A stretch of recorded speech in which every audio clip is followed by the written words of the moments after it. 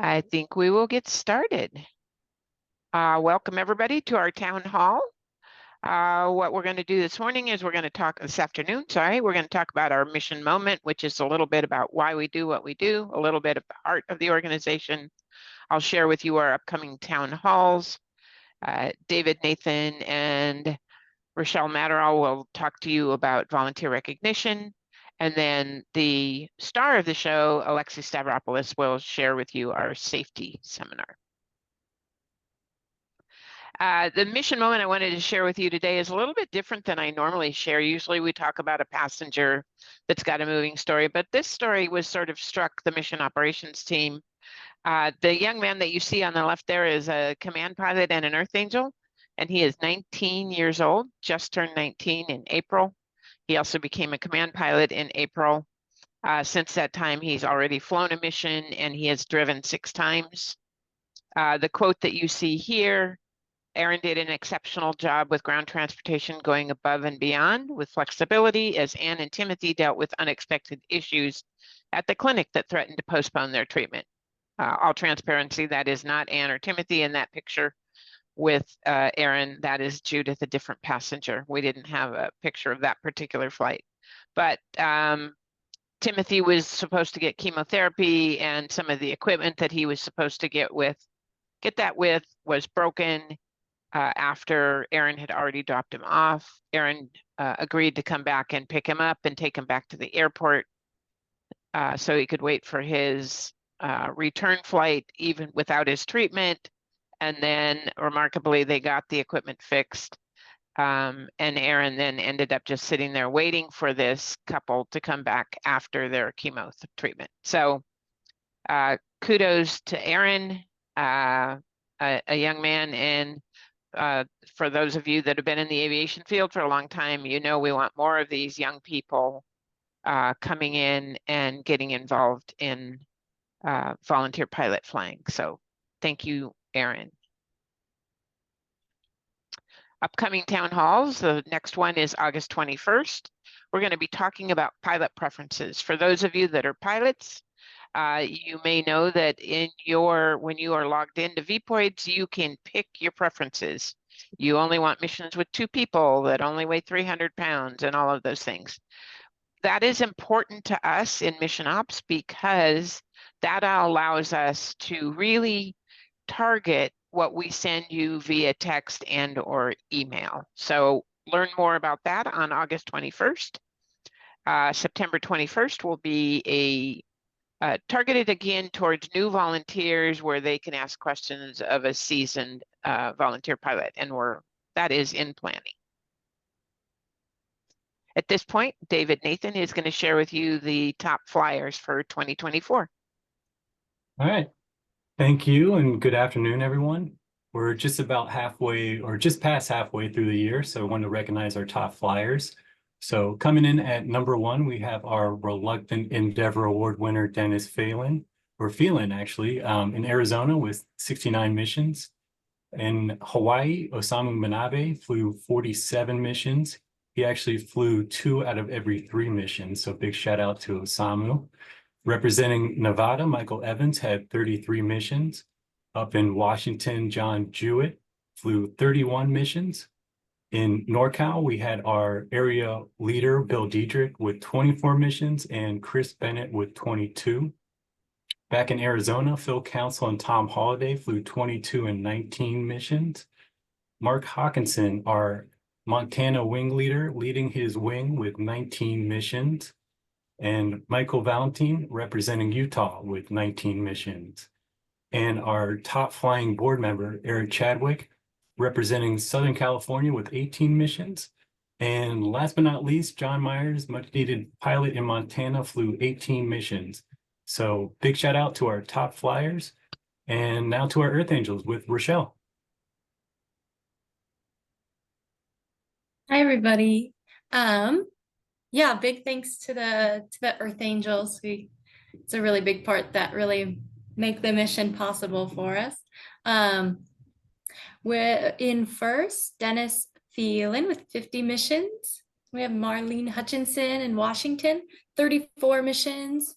Sandra Cano over in Southern California was 17 missions. Dottie and McReynolds in Northern California was 16 missions. Flavio Giovanni in Southern California, 14 missions. Also in Southern California, Lois Orphis and Lynn Sturgis, both with 11 missions. Then we have Costa Constantine in Colorado with 9 missions. Karen Arden, Utah with 8 missions. And then Thomas Rodabaugh in Southern California as well with 8 missions. So yeah, big thank you to you guys. And then our Dr. Randy Sherman Access for All Fund. We've had 367 missions using 13,188, averages out to about $36 a mission. Thank Thanks, you. Rochelle. Now I'd like to introduce Alexi Stavropoulos. Alexi has been a pilot for quite a while with Angel Flight West. He is also one of 2 of our safety officers. The other one is Bruce Polton. And Alexi is going to talk to you today about safety and how important that is to this organization. Alexi. Good afternoon, everyone. Thanks for taking the time to attend this session. I'll try to be brief. It's a long subject, but I'll try to be expeditious, even though that usually ends up being a little longer. But I guess a little brief introduction on me. I've been flying for Angel Flight for a while. I've been doing safety work for, I think, a couple of years. And I also have done a lot of safety work with the Airline Pilots Association with United, where I've been employed there for over 30 years.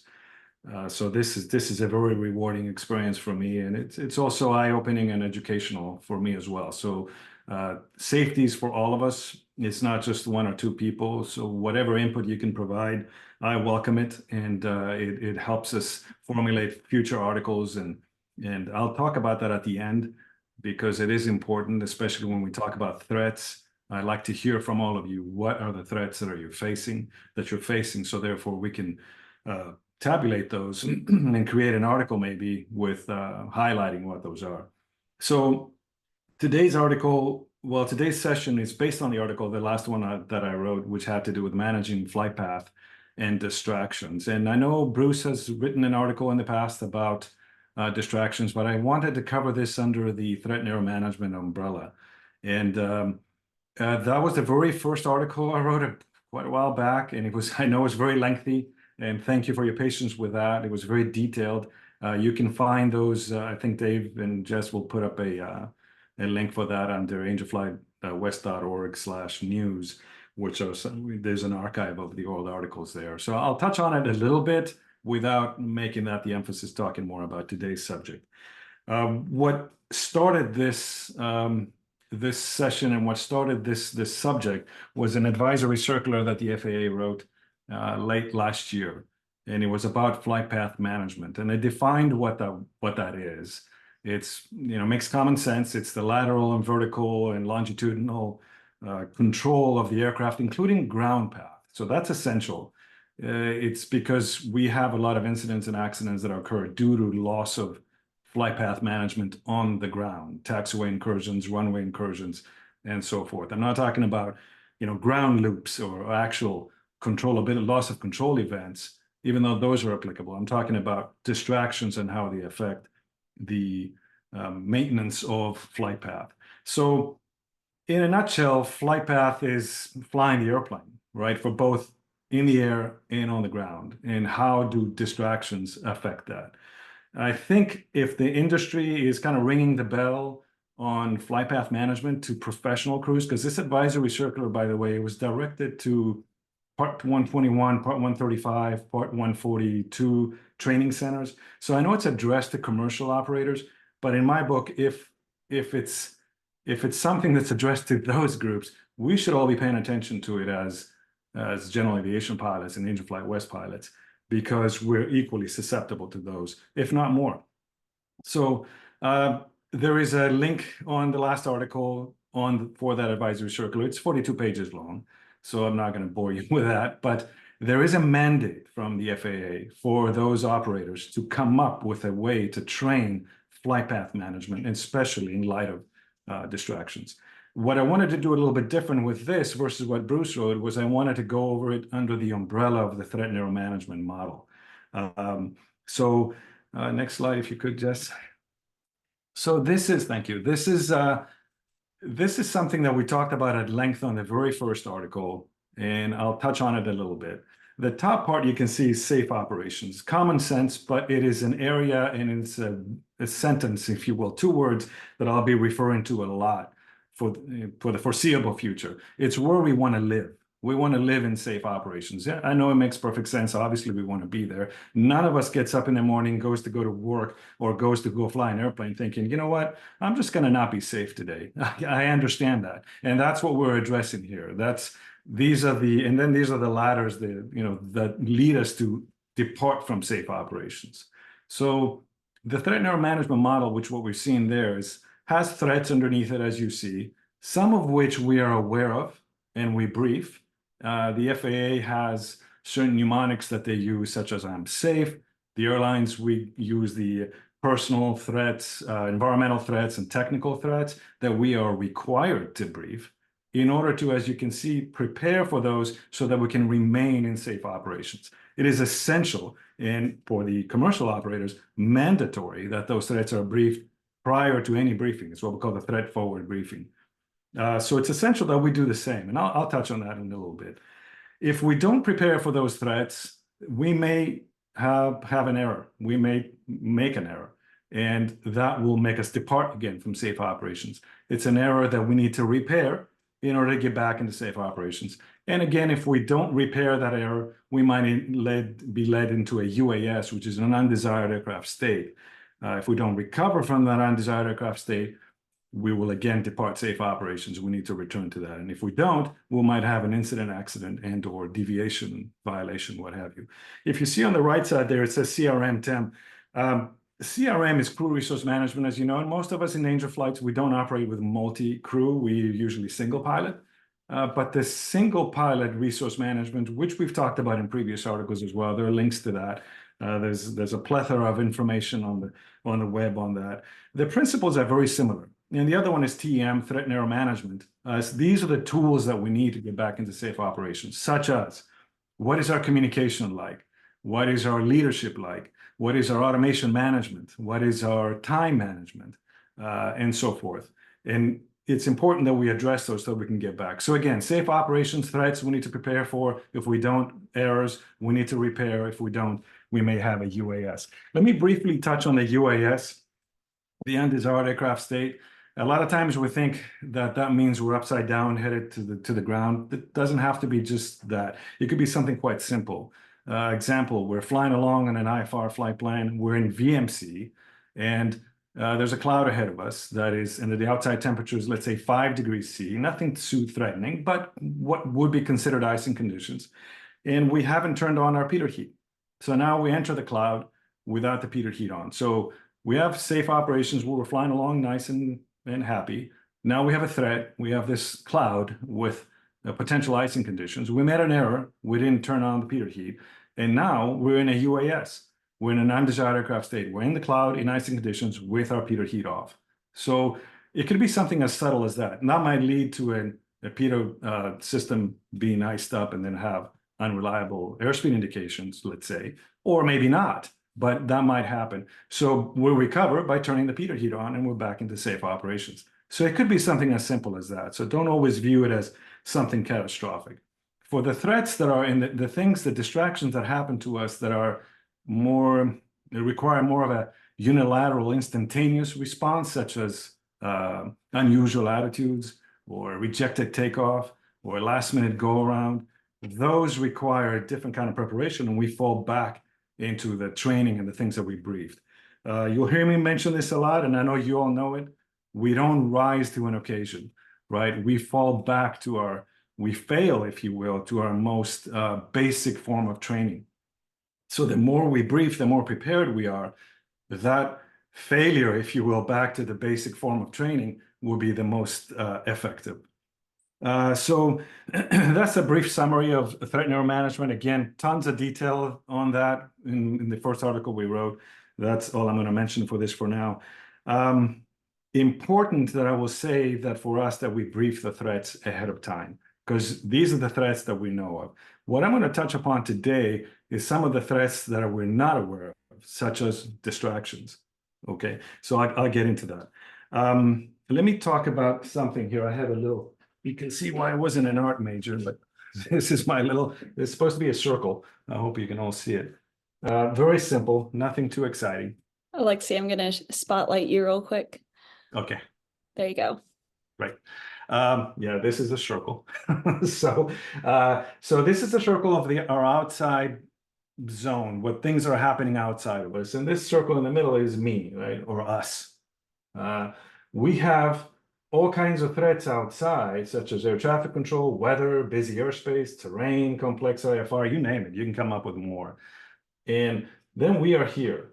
There is nothing we can do to influence, if you will, to modify these threats. They're there whether we like it or not. They're in existence. There's nothing we can do about it.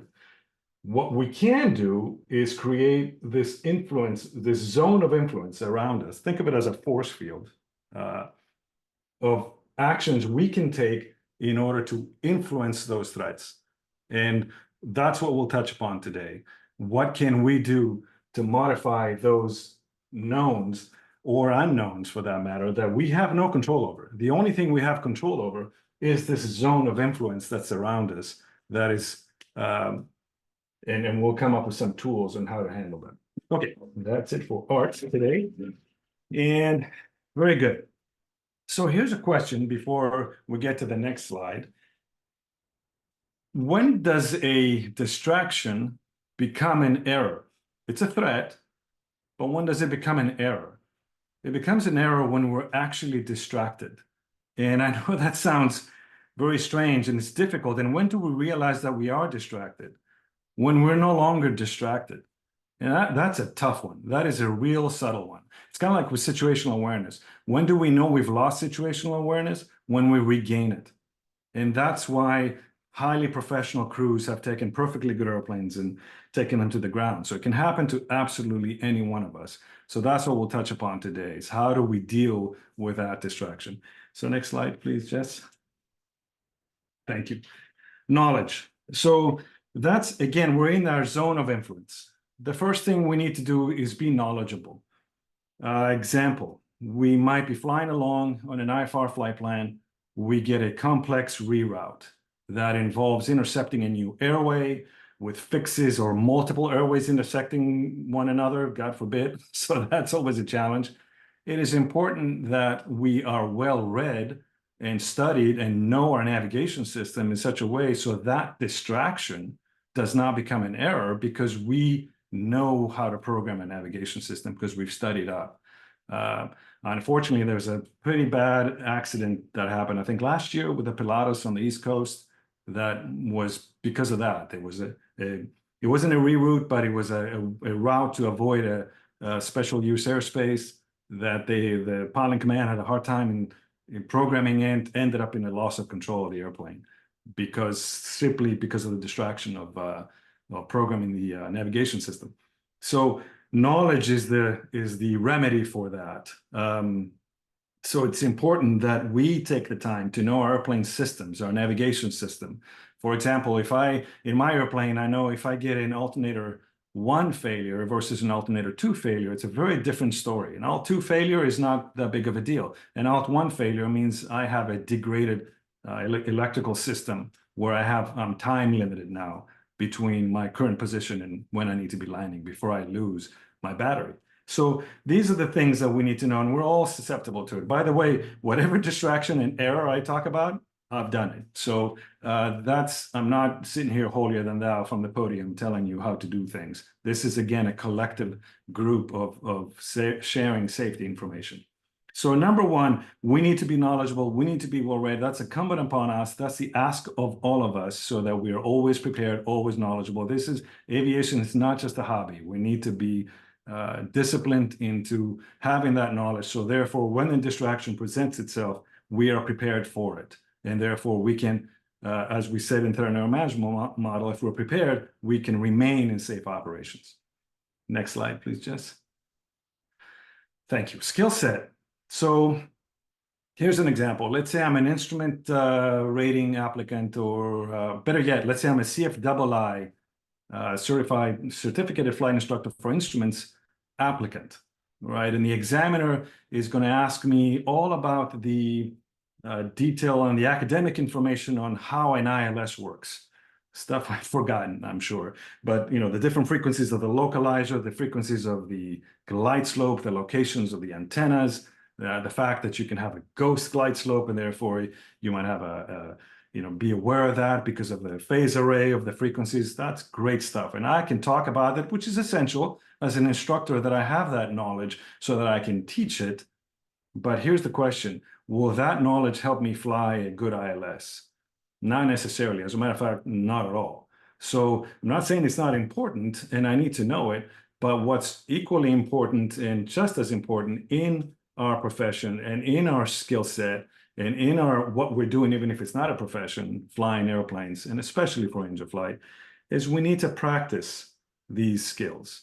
So just knowing, having the knowledge is not sufficient. So again, the ask of us is to, when we go out with a friend and do practice approaches. The FAA has mandatory requirements for currency, which is not the same as proficiency. So we are all aware of the difference between those two: what's current, what's proficient.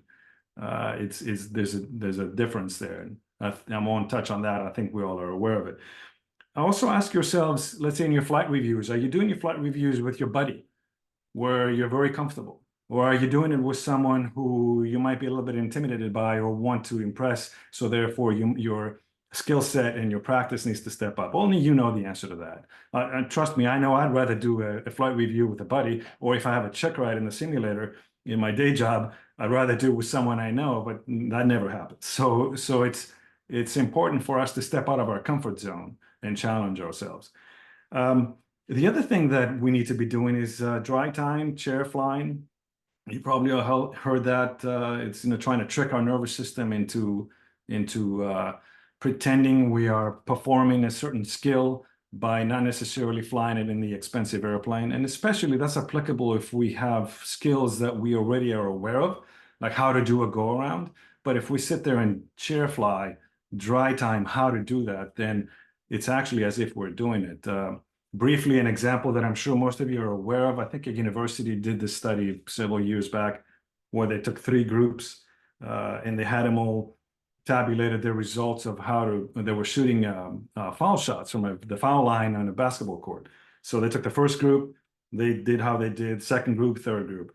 And then they told the first group, show up again in 30 days, don't practice anything, just show up again and we'll tabulate you again. Second group, they said, all right, we want you for the next 30 days, every day for 20 minutes, practice shooting, go to the basketball court and practice shooting foul shots, and we'll score you again. And the third group, they said, for the next 30 days, for 20 minutes, don't actually go and practice, but sit there and visualize doing it. Actually move your hands and practice in your head doing it. And you know where this is going. First group had the same results. They didn't practice, so they were just as good or bad as they were 30 days prior. Second group, obviously an obvious improvement.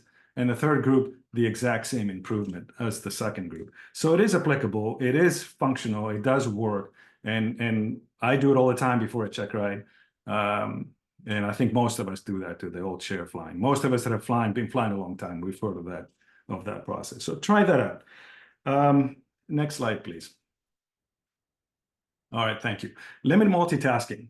So in today's world, that's something we do all the time. We all do it.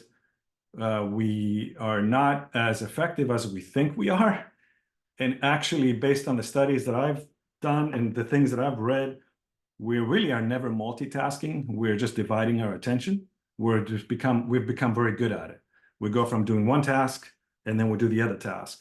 We don't necessarily do both tasks at the same time. Actually, I don't think, and I'm not a neurologist, but I don't think we are capable of doing 2 things at the same time. We just are very good at quickly flipping from one to the other.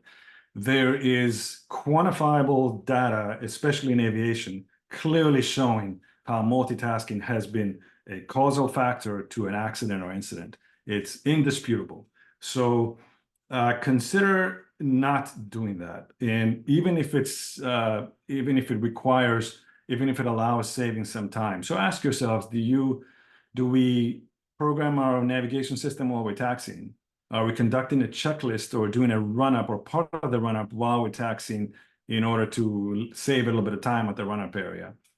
I know you can do it, and I know most of the time we can do it, and there's no negative effect until there is. It's a bad habit to build. And again, I've done all of those things, and I counsel myself after that. It's like, that wasn't a good idea. I think I mentioned in the article, one thing I do is I watch TV and eat sometimes. Well, I know I don't eat well, nor do I watch TV well. Is it that critical? No, unless I choke on my food. But besides that, it's really not that critical.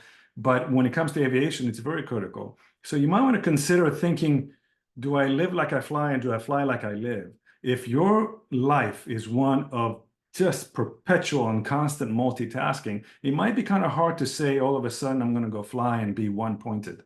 So you might want to consider maybe bringing some of that one-pointedness that you do on when you're flying to your life. So therefore you're practicing and doing your life, and therefore you will carry that back into flying. I'm not trying to tell you how to live your life. I'm telling that to myself. And again, I need to practice what I preach. But again, this is a collective group, and we're all trying to help each other. So consider doing that, minimizing and identify the times where you are quote unquote multitasking and you shouldn't, and also identify the times where you've stopped yourself from multitasking and debrief that. And I'll mention that at the end again. Next slide, please. Okay, this is the last one. So again, we had knowledge, we had skill set, and then we talked about multitasking, now physiology. So a distraction has sometimes it can have the same body physiological response as a startle. So a startle can produce lack of focus, lack of creating a tunnel vision, and therefore prevent us from responding as we should. I mentioned this in the last report about negative panic with the Pan Am accident. For those of you that were here, how passengers that did not evacuate from that Pan Am KLM accident back in the Tenerife Islands, that they had they came up with the term negative panic because they weren't responsive. So this is the fight or flight. In this case, that would be flight. It's no pun intended, but that's flight, and it's basically the freezing of the mind where we're not performing. So what can we do about that, right? It's we're flying along and a prop stops all of a sudden, or we get an advisory message about our systems or something's wrong, or the weather is different, and we get this startle effect where we feel it, this tunnel vision, this our pulse rate goes up and we are startled. So the thing that I use all the time, literally all the time when I fly, it's tactical breathing. And that is, you can Google that, tactical breathing. It's the airlines use it, the military uses it. It's in a brief summary, it's about a 4-second breathing in inhalation, and then hold for 4 seconds, and then exhale for at least 4 seconds. What that does, again, not a neurologist, but what that does is it re-engages your parasympathetic system and allows you to assess the situation and respond. The other thing that I do, and again, that's very effective because we get this tunnel vision when we are faced with this distraction that leads to a startle, is look left, look center, look right, and look center again. And I know it sounds elementary, but it is effective. I use it on check rides. I use it on a heavy crosswind day, being in a big airplane after flying for many hours, and, I have a 30-knot crosswind. I do the tactical breathing, and it is always effective. It's always helpful. You might want to try that out. So quick summary. Again, knowledge, be aware of your airplane, your systems, the airspace you operate in. Skill set, practice those things, actually go out there and do them. Use some chair flying in dry time. Limit multitasking. And then physiology, when you actually encounter it, take the time to do your tactical breathing, look left, look right, look center, to open up that tunnel vision. And I will conclude with this. It is important, and I've talked about this in previous articles, is that we debrief. In the commercial operators, it's mandatory. It's actually a gradable item. When we give line checks, we actually check for that. So start with what went well and why, because therefore, if you identify what went well, you'll be able to repeat it. It is a lost opportunity if you don't identify that. We as pilots are the worst in self-criticism for the most part, right? We could have had a perfect flight, flown for 15 hours, we crunch the landing, and that's all we focus on, right? And it's again a lost opportunity and a shame. So focus on what went well and why, so you can identify those threats and therefore minimize that distraction that comes from the threats, and then focus on talk about what could have gone better and why. Like, hey, I missed this taxiway in my taxi instructions. Why? Was I multitasking? Maybe. Okay, well then I'll correct that next time. I've been able to identify quite a few of my negative patterns, if you will, by debriefing them to the point where I was able to change them.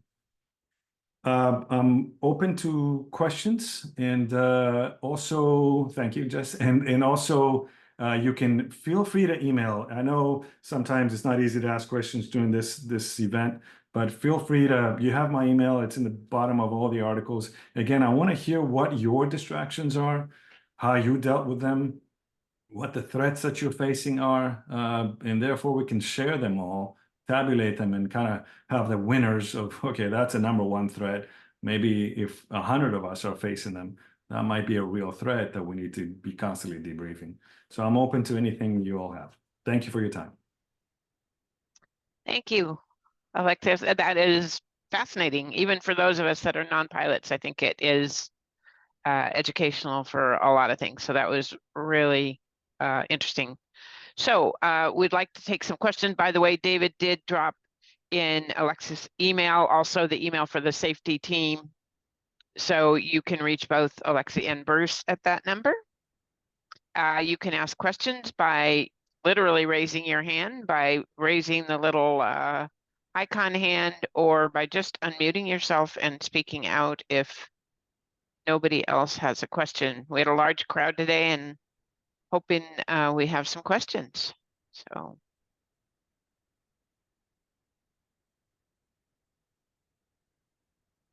Come on, folks, I know you have them.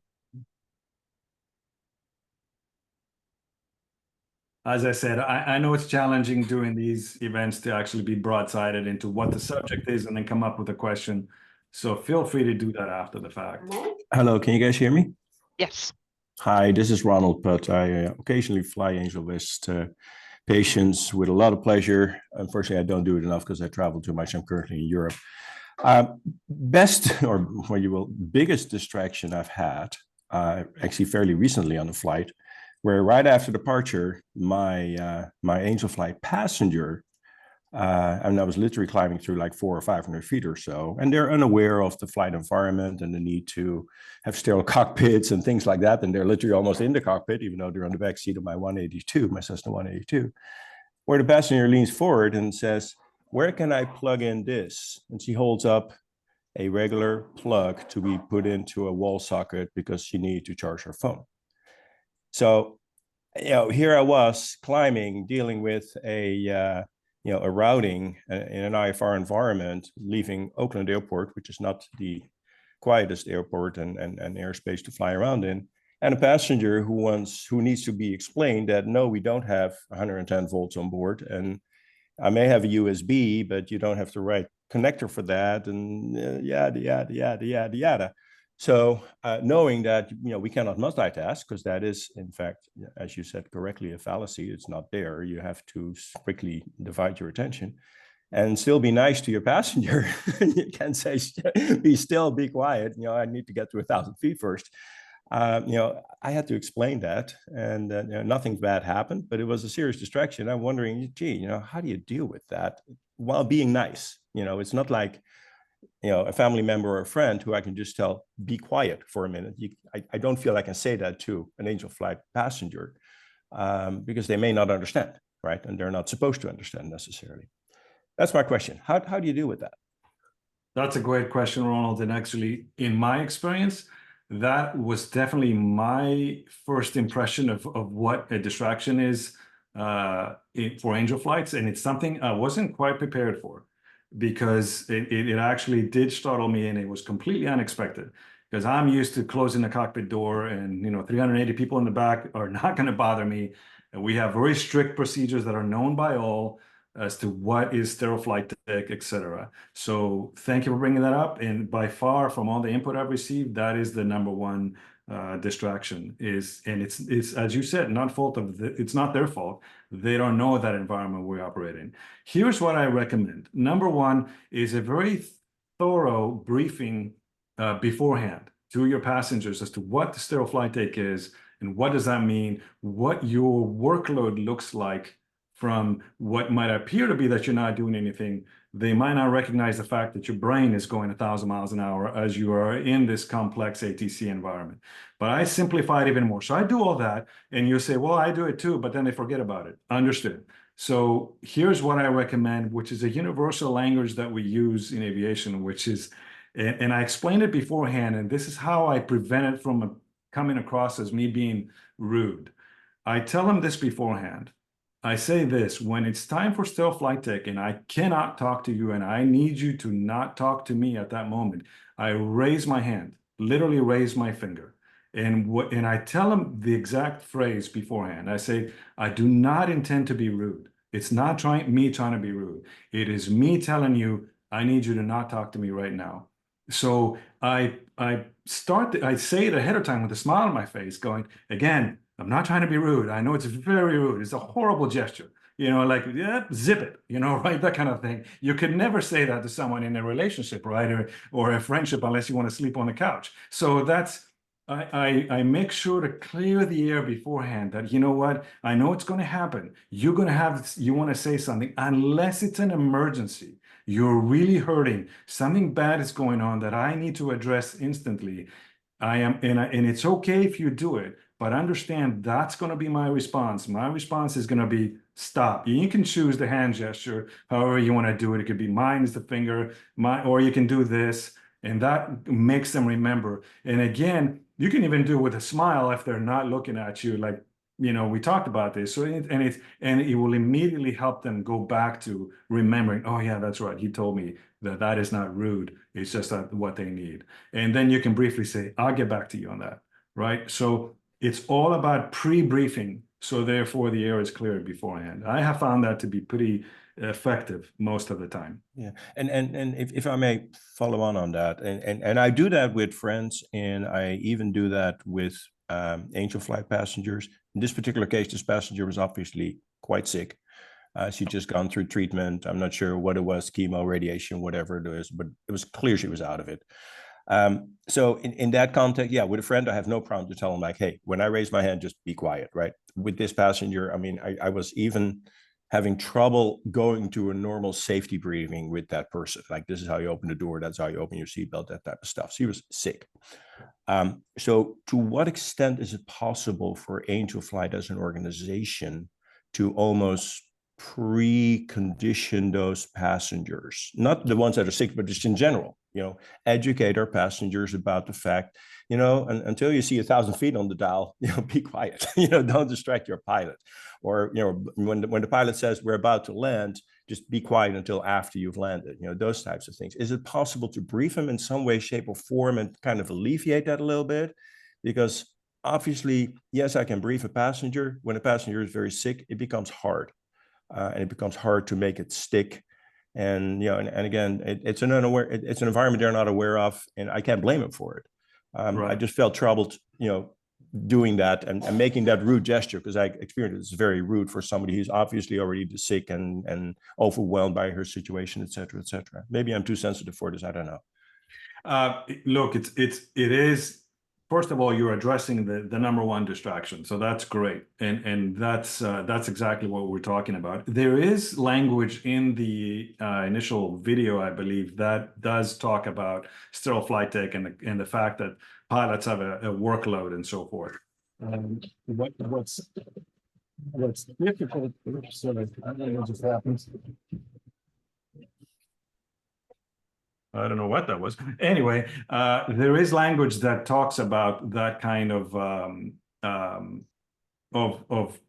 understanding. Now, here's the difficult situation, and that's where we, as pilots in command, have to make the difficult decision. And this is not easy. But if you feel you have a passenger that's not receptive to any input at all, that is, you'll have to make that assessment before flight, and you'll always have the support of Angel Flight. If you feel like someone is not able to fly because they're not receptive to any kind of input in the pre-brief, that is kind of a separate subject that, again, it's a very difficult position to be in, but there are resolutions to it, right? There is commercial travel. There is maybe a little time element needs to go by where they can feel a little bit better. That's kind of a separate subject. As far as appearing rude, there's really no other way around it. It's kind of a unilateral decision that needs to be made by the pilot in command. So by stressing that it's going to appear rude, but I need you to comply with that, unfortunately, if you are dealing with a complex clearance or what have you, then indeed you need to be that assertive. Here's a way that I always teach, at least in my airline, for making these discussions and these decisions, and when they're so unilateral and so critical, is like, does it need to be said by me? Does it need to be said now? And does it need to be said, period? If the answers to all of these three are yes, then you need to take that 20 seconds of courage and say it. So in this particular case, you might need to be stern. And I know for most of us, that's not a comfortable feeling. The last thing we want to do is be stern at a passenger that is already going through what we would consider hell. I get that. It's a horrible position to be in, but your safety and your position as pilot in command supersedes that. And you can address that later. It'd be very easy. You can minimize it later by saying, look, I know that's sounded rude. Remember we talked about it and I didn't mean to be rude, but yeah, how can I help you now? Right. Okay. So yeah, I get it. It's a hard question. I realize that. It's a hard thing to deal with. It is. No argument. Your answer helps. Thank you. Great. I'm glad to hear it. Mark also uses the raised index finger, and as part of his early briefing, Avi talks about isolating the passenger when you need to. Tim has dropped in the chat a video, and I think it's the one that I have not seen for many, many years, Tim. So thank you for that. If it's the one I think it is a little bit long, but it is something for passengers. It really talks to them about what it's like to fly in a small private plane.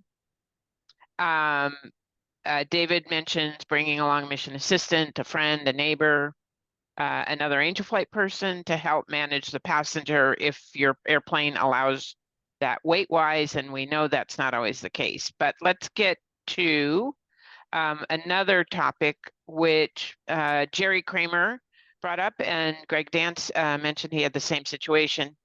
Jerry says most missions during the weekday or workday. Work strategy. What are some strategies to leave the busy office, switch gears, and get into pilot mode? It can be a struggle. Tactical breathing. So that helps.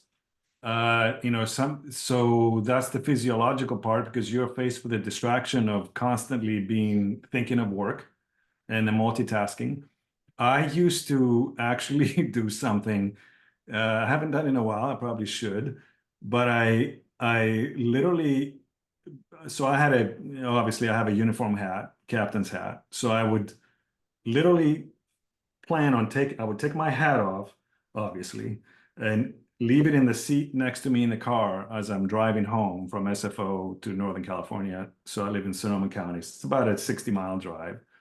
And the hat being there was which is different than what you're saying, but kind of similar. I would literally tell myself, I'm no longer the captain. I'm going home to be a dad, to be a spouse. It's a different thing, because you might have flown a very demanding trip with lots of decisions that need to be made, a lot of them unilateral, which are required in our job, which are not acceptable in your personal life, right? So I found that I had to find a way to shift from that thought process. Didn't always work, but it helped me, give me a visual. So think if there's something visual that you can do, but I would say do some tactical breathing as you get in, as you approach the airport, you park where you are, take 1 or 2 moments, literally, and do tactical breathing, look left, look right, and go just visually say and verbally say, I am letting go of my crazy work schedule and whatever it is, whatever leadership positions I had, and now I'm shifting into this mode. That, I think, is the best way to handle it. If other people have suggestions, feel free to share them. That's great stuff and a challenge indeed. Okay, thank you. Thank you, everybody, for your questions. Again, Alexi's email address is in the chat. Also, the link is in the chat from earlier. David, if you have it handy, you want to drop it in again. The chat with the access to the articles, the safety articles. Please feel free to read those at any time. There's also always a safety article in the volunteer newsletter that comes out every quarter. So keep your eye peeled for those.